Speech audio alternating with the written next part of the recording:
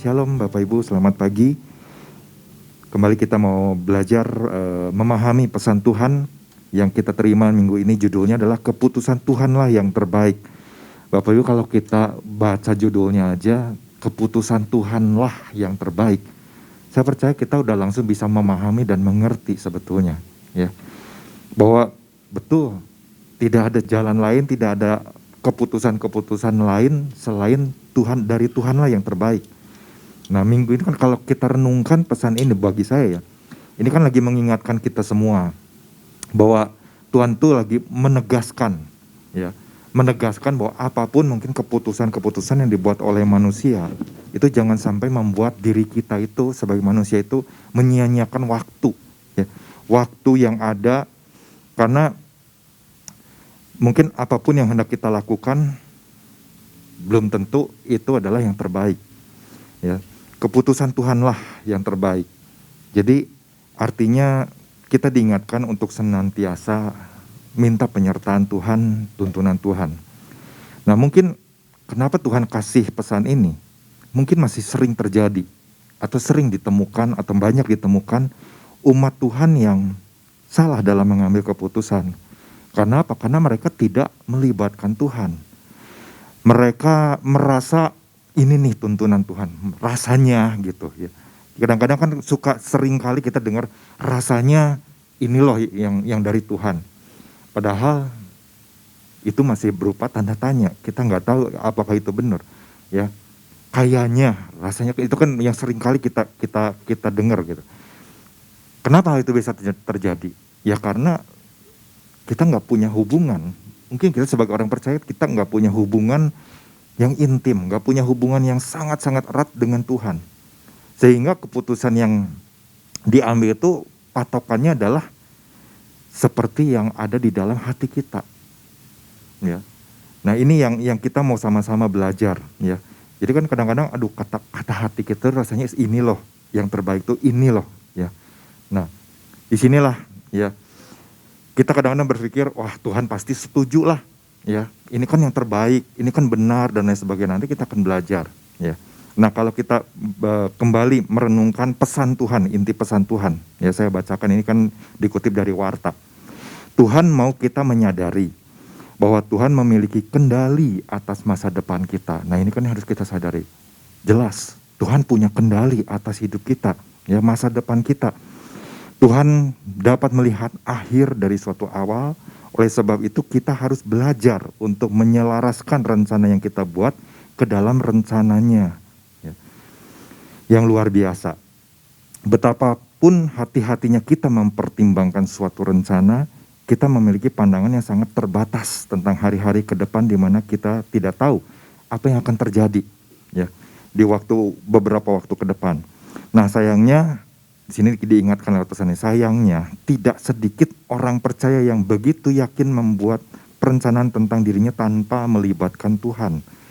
Sehingga banyak yang berakhir dengan sesuatu yang berada di luar ekspektasi, ya. Nah, lewat pesan ini kan kita artinya diingatkan lagi, ya, diingatkan, ayo kita terus harus punya satu keterhubungan, melibatkan Tuhan di dalam setiap apapun yang hendak kita lakukan, apa yang mungkin saatnya sedang kita kerjakan, ya. Nah, kemarin kan Bapak Gembala sudah uraikan hal ini. Bagi Bapak Ibu yang belum mendengar pesan Tuhan, bisa melihatnya di YouTube atau di aplikasi RDMB, ya. Ini penting, ya, ini penting untuk kita terus bertumbuh. Kita terus bisa menyelaraskan cara pandang, cara pikir kita dengan cara pandang, cara pikir Tuhan, supaya kita terus menangkap, ya, menangkap visi Tuhan, menangkap rencana Tuhan yang Tuhan sudah siapkan buat kita semua. Nah, kemarin Bapak Gembala sudah sampaikan ada dua hal. Kita diingatkan, ya, nanti Bapak Ibu bisa renungkan kembali, ya, dua hal ini, karena ini adalah poin-poin yang sering kali terjadi di dalam kehidupan kita sebagai manusia. Yang pertama, jangan terburu-buru bereaksi salah terhadap sesuatu hal. Tuhan memiliki rencana yang jauh lebih baik bagi kita. Yang kedua, jangan terburu-buru kecewa kepada Tuhan. Sesuatu yang tidak mengenakan bisa dipakai Tuhan untuk mendidik dan mempersiapkan kita. Nah, pagi hari ini, ya, untuk mempersingkat waktu, saya akan bagikan lagi ada hal-hal apa yang saya dapatkan ketika saya merenungkan pesan Tuhan ini. Yang pertama, Jangan tergesa-gesa mengambil keputusan atau kesimpulan, ya, bahwa yang kita lakukan itu adalah benar. Benar di mata kita belum tentu benar di mata Tuhan. Ya. Ayatnya yang menjadi dasar ayat pesan Tuhan minggu ini diambil dari Amsal 16 ayat yang ke-9.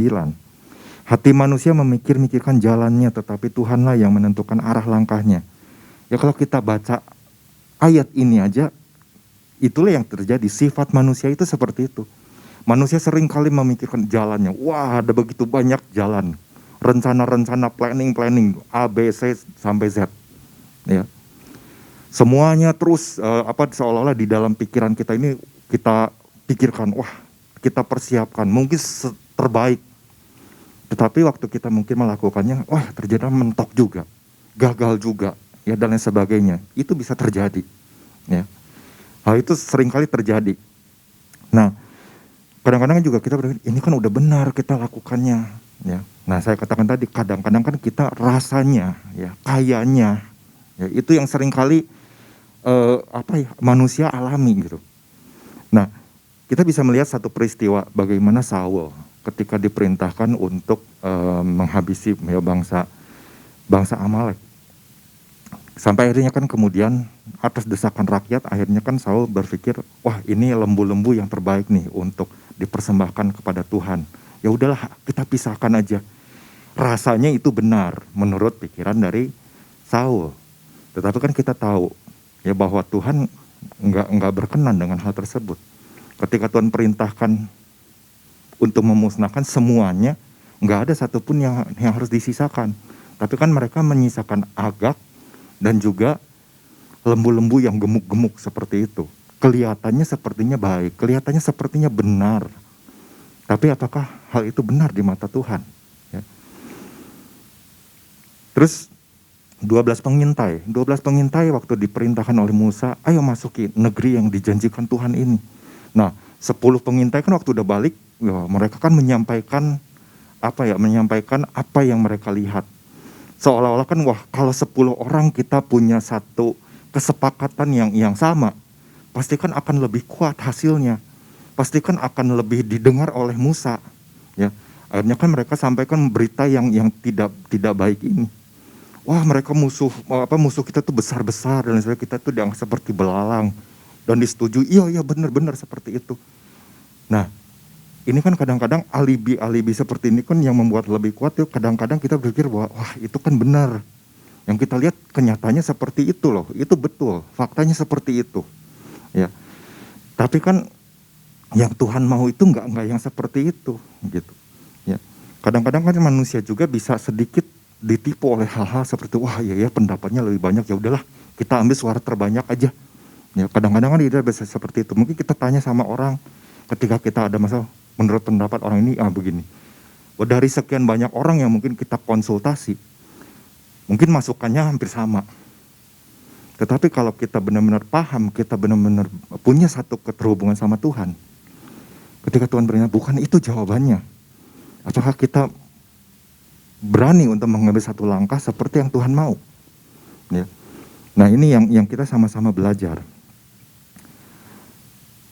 Waktu bangsa Israel, ketika mereka akan menduduki kota Ai, Yosua menyuruh beberapa orang, kalian intai kota Ai ini seperti apa. Nah, setelah mereka intai, mereka balik buru-buru, ambil satu kesimpulan. Ya, Tuhan Yosua, di sana orangnya sedikit, udah cukuplah bawa 2.000 atau 3.000 orang, kita pasti bisa duduki kota itu. Itu kan mereka cepat-cepat ambil satu kesimpulan seperti itu. Dan waktu mungkin Yosua dengar hal seperti itu, wah, ini semua orang mengatakan hal yang sama. Ya udah, kalian atur, bawa 2.000 atau 3.000 orang. Tapi baru mereka mau menyerang, 36 orang meninggal. Waktu menyerang mereka udah langsung lari. Ya. Mereka langsung lari. Padahal masih banyak gitu, ibaratnya itu masih banyak orang-orang pasukan yang diutus ke sana. Nah, ini kan kadang-kadang kesimpulan-kesimpulan seperti ini tuh yang kadang-kadang kita anggap, ini pasti benar lah. Ya. Ini udah pasti cocok, ini udah pasti mungkin Tuhan pasti menyertai. Nah, kita harus belajar sama-sama, ya. Kita harus belajar sama-sama bagaimana kita bisa lihat satu pribadi yang luar biasa. Ya. Maria, waktu dia sudah melahirkan Yesus, kita tahu ya, bagaimana orang-orang Majus kan mencari Yesus itu ada di mana. Ya. Sampai kemudian gembala-gembala ini akhirnya tibalah di tempat mereka bisa temukan Maria. Dan kemudian mereka menceritakan siapa orang yang dilahirkannya ini. Dan itu kan didengar oleh orang-orang sekitar. Tapi bagaimana seorang Maria dia bisa menyimpan, ya, menyimpan rahasia ini tuh dengan luar biasa. Artinya dia tahu ini adalah prosesnya Tuhan buat aku. Ya, ini sesuatu yang luar biasa. Jadi dia nggak buru-buru ambil satu kesimpulan, dia nggak buru-buru bertindak. Iya, aku ini dipercaya oleh Tuhan untuk melahirkan Yesus. Enggak, dia nggak bertindak. Dia juga nggak bertindak apatis atau dia juga nggak bertindak pasif, ya. Kan kalau apatis kan cuek aja orang ngomong-ngomong apa masa bodoh, nggak seperti itu.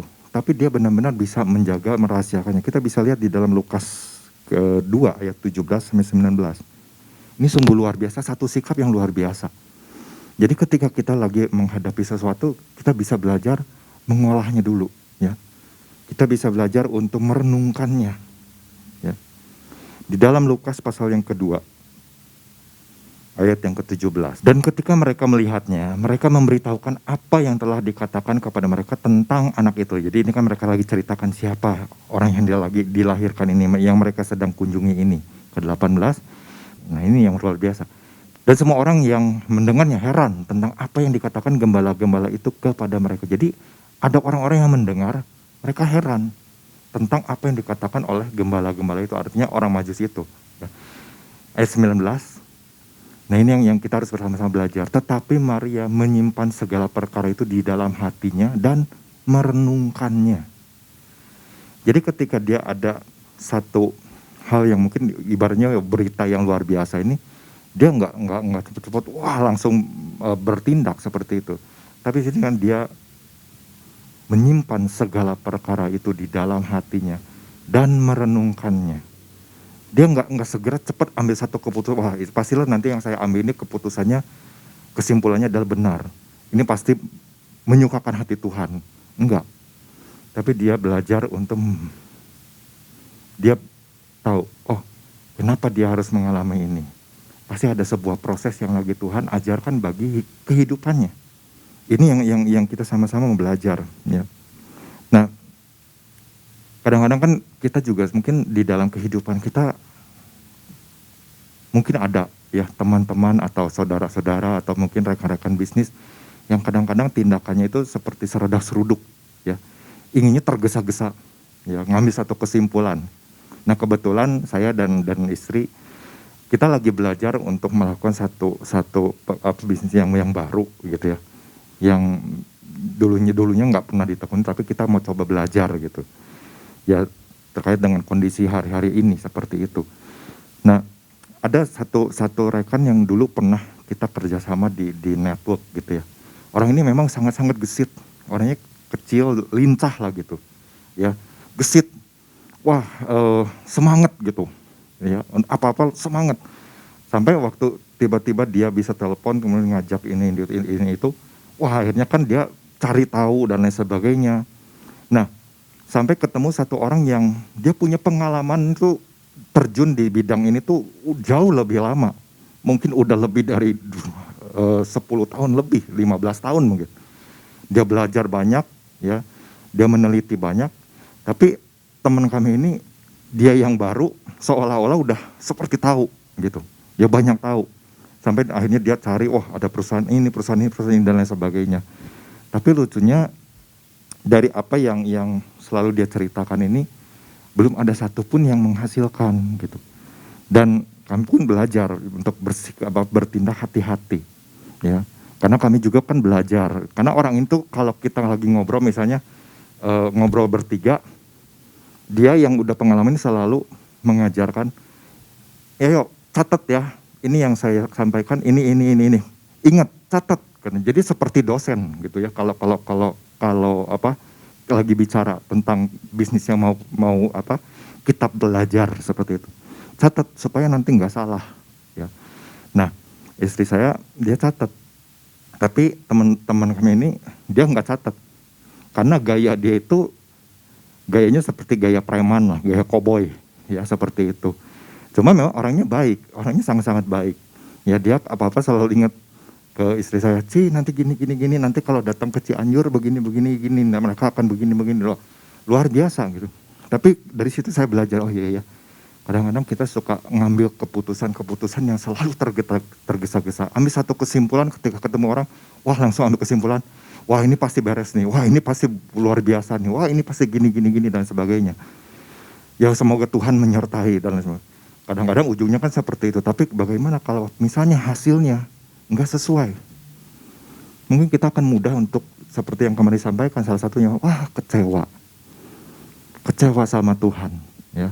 Kadang-kadang seperti itu. Nah makanya kita belajar, ya, bahwa kadang-kadang apa yang kita simpulkan itu belum tentu benar, ya, belum tentu tepat seperti yang Tuhan mau. Nah kita harus belajar merenungkannya, ya, dan terus minta sampai Tuhan benar-benar berbicara sampai menunjukkan jalan yang tepat seperti itu. Kadang-kadang kan di dalam langkah-langkah tersebut kan kita juga seringkali mungkin lalai, ya, ini udah pastilah jalannya Tuhan. Kita akhirnya nggak melibatkan Tuhan lagi, kita nggak tanya lagi sama Tuhan, ya akhirnya ya kadang-kadang kan mengalami satu kegagalan. Tetapi kegagalan ini jangan sampai juga membuat kita sebagai orang-orang percaya menjadi down. Kadang-kadang ketika kita mungkin sudah mengalami jalan buntu, justru kita harus ambil satu pelajaran. Oh iya, kesalahan saya ini mungkin seperti ini. Oh karena saya nggak terlalu banyak melibatkan Tuhan. Oh karena saya nggak bangun lagi satu hubungan yang intim sama Tuhan, bertanya lagi sama Tuhan. Kadang-kadang kita seringkali seperti itu mungkin ya sebagai manusia ya.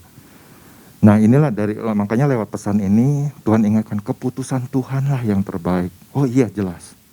Ketika saya dapat pesan ini, kalau dibilang terbaik, best of the best, ya, terbaik di antara yang terbaik, itulah keputusan Tuhan. Ya.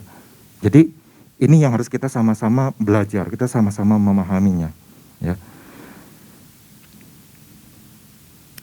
Nah, itu yang pertama ya. Jadi, yuk mari kita sama-sama renungkan kembali, ya, supaya ketika kita melakukan sesuatu, ya terus kita minta sama Tuhan, ya.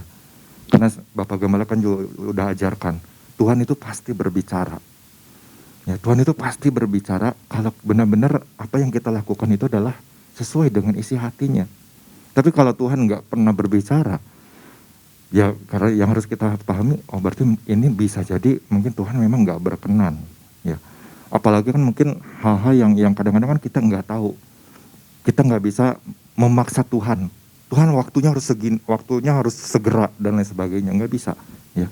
Nanti kita akan belajar di poin yang kedua. Nah, ada yang pertama ya, jadi kadang kita dengan Tuhan juga mungkin seperti itu, ya.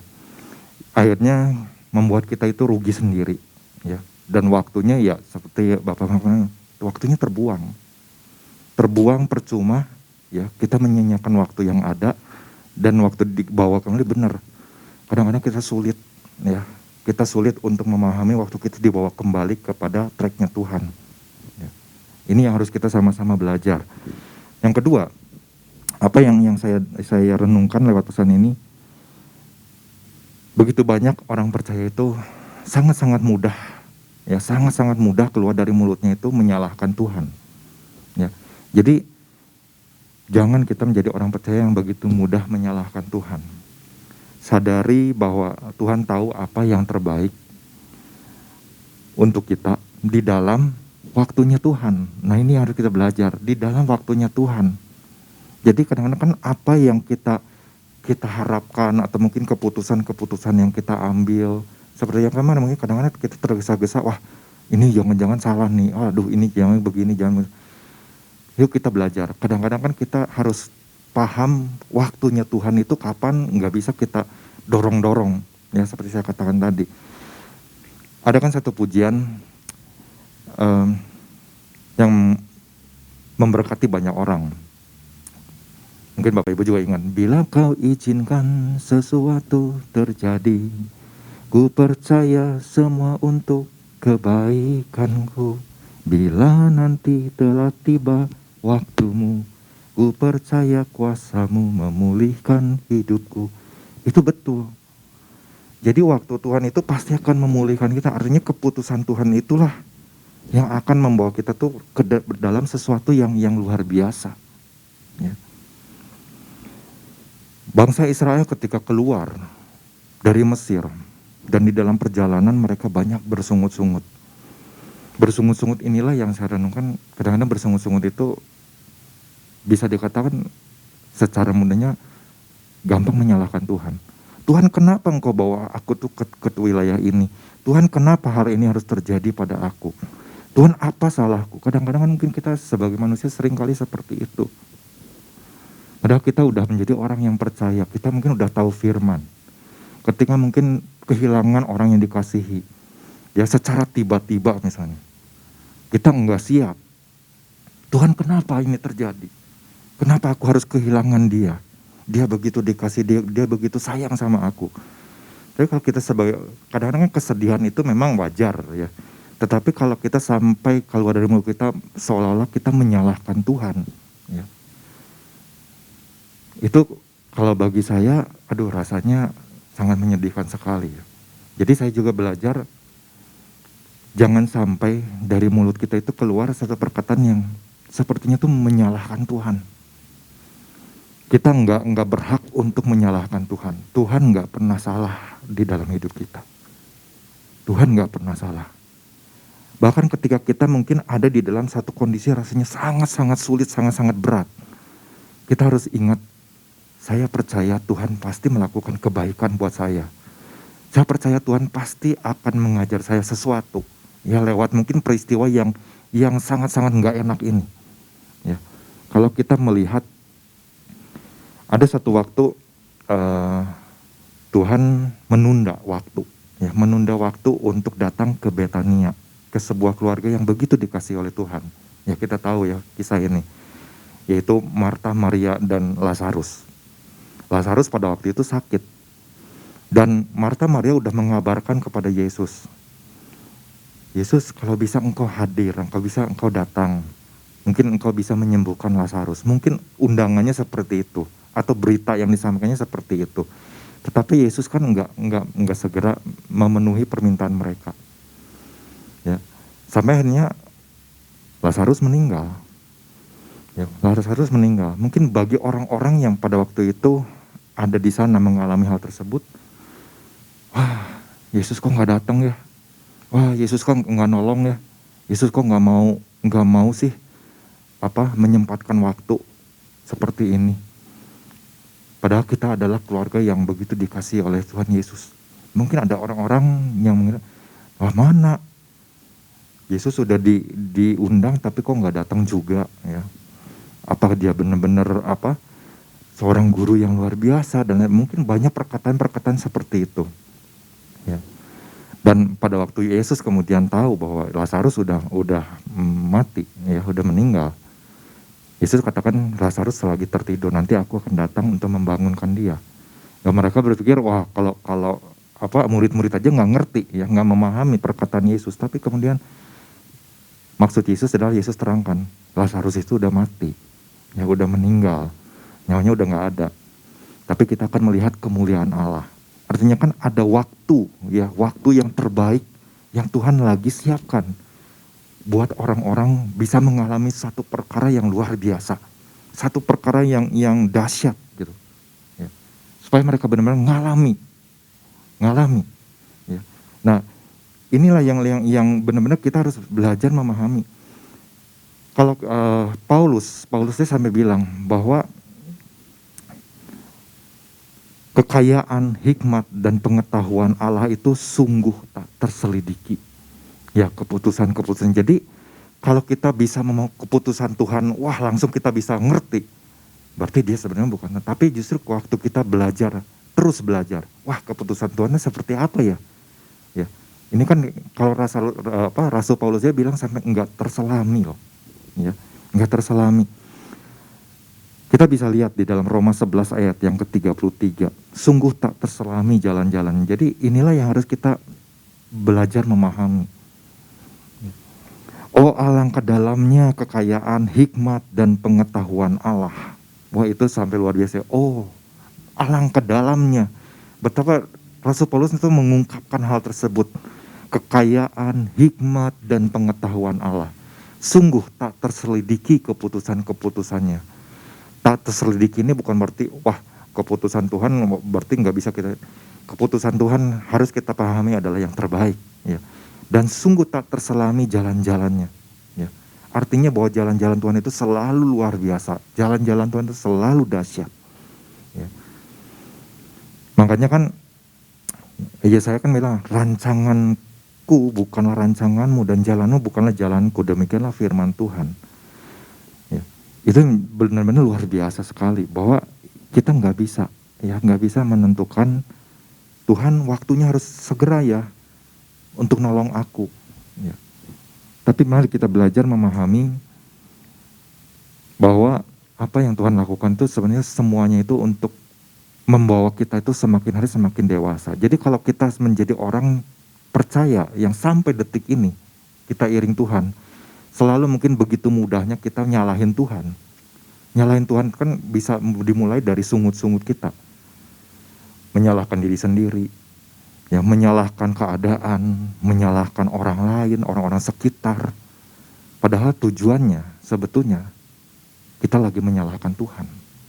Itu sebuah sungguh-sungguh yang kadang-kadang tanpa kita sadar keluar dari mulut kita. Ya dari hati kita keluar. Aduh, kenapa ya begini? Kenapa saya tuh dilahirkan di keluarga yang susah begini? Ya kenapa sih saya harus ngalami ini? Nah kadang-kadang kan nggak sadar. Ya kita nggak menyadari waktu kita mungkin ada dalam satu kondisi yang begitu berat dan lain sebagainya. Tapi mari kita belajar sesuatu. Ya. Pengkhotbah 3 ayat yang ke-11. Ia membuat segala sesuatu indah pada waktunya. Bahkan ia memberikan kekekalan dalam hati mereka. Tetapi manusia tidak dapat menyelami pekerjaan yang dilakukan Allah dari awal sampai akhir. Jadi manusia nggak bisa menyelami pikiran Allah. Karena dia adalah Allah yang tahu. Makanya pesan Tuhannya kan, inti pesan Tuhannya kan dia tuh dari awal ya kita dijadikan, dia tuh yang tahu akhirnya seperti apa buat kita. Nah ini yang harus kita sama-sama belajar menyelami. Ya. Menyelami untuk terus belajar kepada Tuhan. Ya. Nah 2 hal ini aja yang pagi hari ini Bapak Ibu bisa saya bagikan untuk Bapak Ibu semua. Mari kita belajar bahwa Tuhan punya waktu yang terbaik. Waktunya yang pasti akan membuat kita tuh akhirnya melihat, wah yang Tuhan lakukan ini indah ya akhirnya pada waktunya tuh. Saya baru mengerti, saya baru memahami. Nah jangan cuma di ujungnya aja kita baru mengerti, memahami. Tapi justru waktu kita menjalani prosesnya ini loh. Kita paham, saya percaya bahwa Tuhan pasti nanti di akhir di ujung sana pasti akan membuat sesuatunya indah. Indah itu kan gak selalu rasanya tuh wah membuat kita bahagia. Kalau kita lihat perjalanan ya para rasul, mereka harus mengalami aniaya dan lain sebagainya. Disiksa, mengalami penderitaan. Apakah mereka boleh dikatakan indah pada waktunya? Pada waktu itu. Mungkin ada orang mengatakan, enggak tuh mereka mengalami satu siksaan, mereka mengalami penderitaan yang luar biasa. Tapi kan kita bisa melihat di hari-hari kesekarang ini, banyak orang-orang yang mungkin dimenangkan, karena tulisan dari Rasul Paulus yang terus menguatkan setiap orang percaya sampai ke detik ini. Sebenarnya Rasul Paulus lagi, wah iya ya ternyata semuanya itu indah pada waktunya. Tuhan itu melakukan sesuatu indah pada waktunya. Karena biarlah kita menjadi orang-orang yang yakin, ya, yang memiliki keyakinan bahwa Tuhan pasti punya rencana yang luar biasa buat setiap kehidupan kita. Tuhan Yesus memberkati.